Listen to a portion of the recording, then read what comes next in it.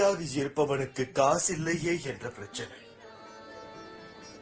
இதில் இதுதான் பெரிய பிரச்சனை, அதுதான் பெரிய பிரச்சனை என்பது விஷயம் கிடையாது. இரண்டுமே ஒரு மனிதனுக்கு சமமான அளவு தேவை. முழுமையாக பணத்தை வைத்திருப்பவனுக்கு இரவு நிம்மதியாக தூங்க முடியாத பிரச்சனை. ஏனென்றால் அவனுடைய இந்த நிலை என்றாவது ஒரு நாள் மாறிவிடுமோ என்ற ஒரு கவலை.